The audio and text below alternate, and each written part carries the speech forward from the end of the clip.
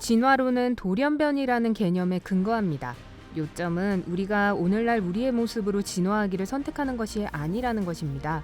누가 뱃살과 대머리를 자진해서 선택하겠어요. 하지만 다발적인 돌연변이가 발생했고 가장 유리한 돌연변이를 거친 사람들이 살아남았습니다. 뱃살에 지방을 축적할 수 있어서 식량이 귀한 시기에 요긴할 수 있겠죠. 과학자들은 우리가 단세포 유기체에서 현재의 상태로 진화하는데 35억 년이 걸렸다고 생각합니다. 만약 그것이 사실이라면 우리가 여전히 변이하고 진화하고 있다는 것을 의미합니다. 잠재적으로 어떤 방향으로든 진화할 수 있다는 거죠. 하늘을 날 수 있게 될까요? 아니면 투명인간? 아니면 좀 더 높은 집중력을 가질 수 있을지도 몰라요. 하지만 만약 우리의 옛 유전자들 중 일부가 다시 나타난다면 어떻게 될까요? 모든 영장류의 공통 조상인 유인원 같은 형태에 더 가까운 것으로 진화를 뒤집을 수 있을까요? 만약 어느 날 아침 일어나서 거울을 봤더니 유인원과 인간 사이에 존재했을 잃어버린 고리의 모습이 보인다면요? 생각만큼 그렇게 황당무계한 이야기는 아닙니다. 인간은 먼 사촌인 침팬지와 유전적 구성이 2%만 다를 뿐입니다. 그러니 유인원 모습으로 되돌아가는데 그렇게 많은 변화가 필요하지는 않을 거예요. 그렇게 나쁘지도 않을 거예요. 지구는 콘크리트보다 녹색지대가 더 많을 거예요. 지금까지 현실 세계에서는 인간이 살았던 곳의 나무들은 집, 가구, 연장들을 만들기 위해 베어졌습니다. 유용하긴 하지만 숨쉬기를 어렵게 만들죠. 식물이 산소를 내보내니까요. 어쨌든 영장류는 많은 시간을 나무에서 보내기 때문에 유인원 후손들은 지구의 산림을 조성하는 걸 최우선 과제로 삼을 것입니다. 게다가 나무 덩굴들은 이 나무에서 저 나무로 이동할 수 있는 교통수단을 제공해 줄 거예요. 나무를 타고 갈 수 없는 곳은 넓고 태양열로 움직이는 글라이더를 타고 갈 거예요. 우린 유인원 같은 모습이긴 하지만 여전히 인간일 테니까요. 우리가 기술의 편리함을 포기한다는 뜻은 아닙니다. 그래서 말인데... 기술의 초점은 태양 에너지가 될 가능성이 높은데 우리가 태양 아래 나무에서 살게 될 것이기 때문이죠. 나뭇가지들 사이에는 오두막 같은 사무실 건물, 도서관, 학교, 쇼핑몰, 수입된 이국적인 과일과 견과류가 있는 식당들이 있을 거예요. 육식은 별로 하지 않아서 소들이 나무 아래서 아주 기뻐하고 있죠. 우리의 요구가 변화함에 따라 제조업도 변화할 것입니다. 여전히 음식은 필요할 거예요. 하지만 집과 옷은요?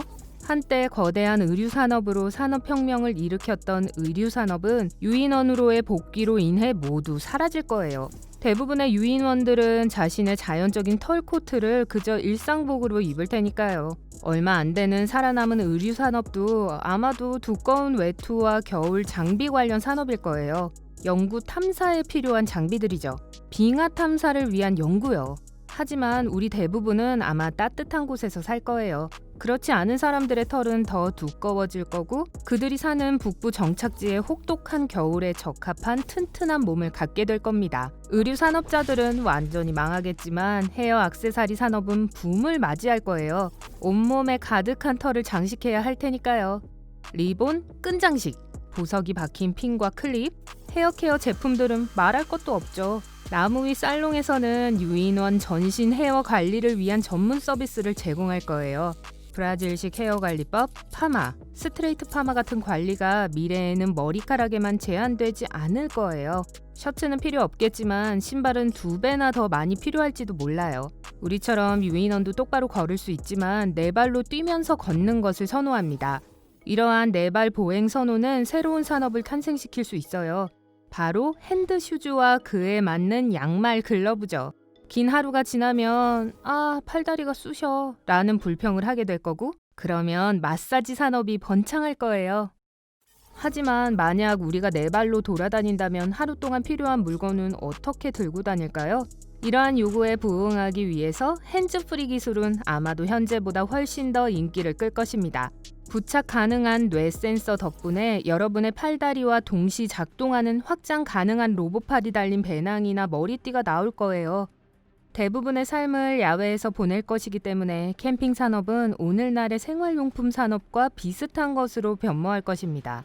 하지만 미래에 우리를 코스프레할 유인원을 닮은 후손들이나 역사 재현 배우들은 걱정할 필요가 없습니다. 자연 서식지로 돌아간 후 낭만적인 타입들은 멋진 실내 활동을 그리워해서 도시 경험을 떠날 거예요.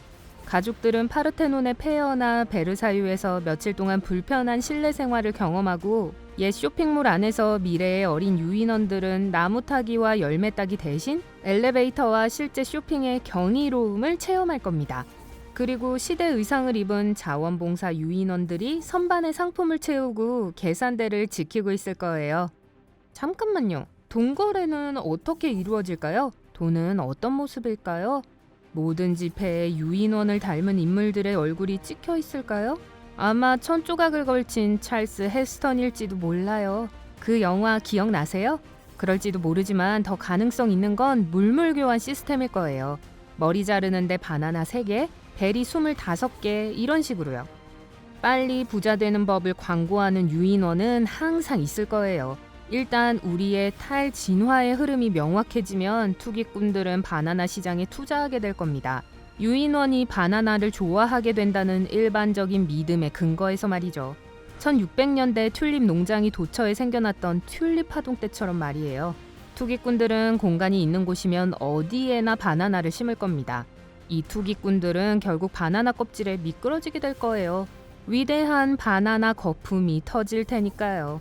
유인원이 바나나를 좋아하는 건 사실이지만 인간이 바나나를 좋아하는 수준과 비슷한 정도예요. 일단 슈퍼마켓에 바나나가 남아돌기 시작하면 가격은 폭락하고 바나나 주식시장은 붕괴될 것입니다. 네, 알았어요. 이만하면 바나나 얘기는 충분하다고요?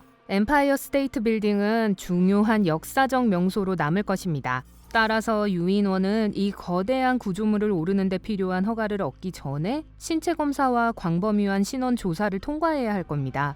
킹콩에 나온 여배우와 사진을 찍으려면 추가 비용이 들 거예요.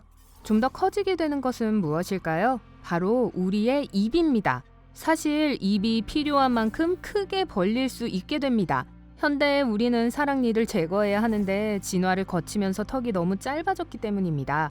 하지만 일단 우리가 유인원 형태로 돌아가면 한때 다닥다닥 붙어 있었던 치아에 많은 공간이 생길 거예요. 따라서 치과 의사는 안정적인 직업으로 남겠지만 치과 교정 의사는 아마도 사라질 겁니다. 만약 입이 더 커지면 말하는 방식도 변화할까요? 그럴 거예요. 모든 유인원이 소리를 낼 수 있지만 발음에는 어려움을 겪습니다. 문제는 인지력이 아닙니다. 유명한 코코와 같은 유인원들은 수화를 익혔습니다. 오늘날의 유인원들은 혀가 얇고 후두, 즉 발성기관이 우리와 다르게 배치되어 있기 때문에 우리처럼 말하지 않습니다. 만약 우리가 얇은 혀를 갖게 되고 후두의 위치가 높아지도록 진화를 되돌린다면 우리는 수화와 바디 랭귀지에 의존하게 될 겁니다. 우리의 후손들은 절대로 친구의 친구가 크래커를 대접하며 비누나 양초를 팔려고 하는 그런 상품 판매 파티에 갈 필요가 없을 거예요. 대신 미래의 유인원들은 무료 털 고르기 파티를 위해 모일 거예요. 해가 뜰 때마다 유인원이 모여 서로의 털을 손질해줍니다. 맛없는 음식을 대접하는 파티가 아니고요. 서로의 털에서 골라낸 벌레들을 먹습니다. 오늘날의 유인원은 평균 사람의 3배나 되는 힘을 가지고 있는데 이는 우리의 유인원 후손들이 우리보다 훨씬 더 강해질 것임을 암시합니다. 이 사실은 어떤 스포츠가 인기를 끌게 될지에 큰 영향을 미칠 겁니다. 달리기를 많이 하는 운동, 축구, 야구, 농구의 작별을 고하세요. 만약 우리가 유인원의 몸으로 돌아간다면 우리의 다리와 척추는 걷기나 달리기에 적합하지 않을 거예요. 달리기를 나무 사이 매달려 이동하는 것으로 대체할 수도 있겠지만요.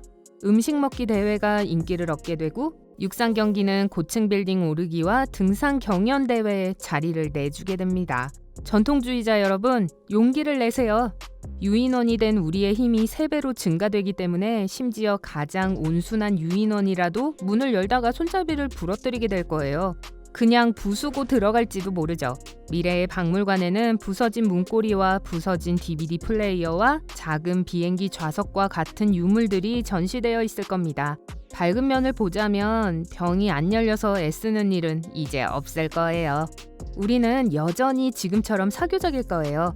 영장류들은 일반적으로 무리를 지어 삽니다. 함께 모여 이야기를 주고받으려는 열망은 예전처럼 계속될 겁니다. 기술이 예측할 수 없는 방식으로 변화하겠지만 이야기 자체는 여전히 알아볼 수 있을 거예요. 여러분은 일부 학자들이 윌리엄 셰익스피어가 원작을 쓴 적이 없다고 주장하는 걸 알고 있었나요? 새로운 시대를 위한 고전 작품들을 재작업하는 유인원 셰익스피어에 관해서도 같은 주장이 있을 거예요. 유인원 로미오와 줄리엣, 그리고 베니스의 영장류와 같은 작품일 거예요. 우리의 위대한 예술 작품들 중 일부는 박물관에 보존될 겁니다. 미술 사학자들은 유인원의 탄생이나 유명한 초상화 진주 바나나를 가진 유인원과 같은 위대한 미래의 작품을 통해 인간 시대의 명화들을 재인식할 것입니다. 이런 세상에 대해 어떻게 생각하세요? 아래 댓글에서 알려주세요. 오늘 새로운 것을 배웠다면 이 비디오에 좋아요를 누르고 친구와 공유하세요. 여기 여러분이 좋아할 만한 다른 멋진 비디오들이 있습니다. 왼쪽 또는 오른쪽을 클릭하고 삶의 밝은 면에 머무르세요.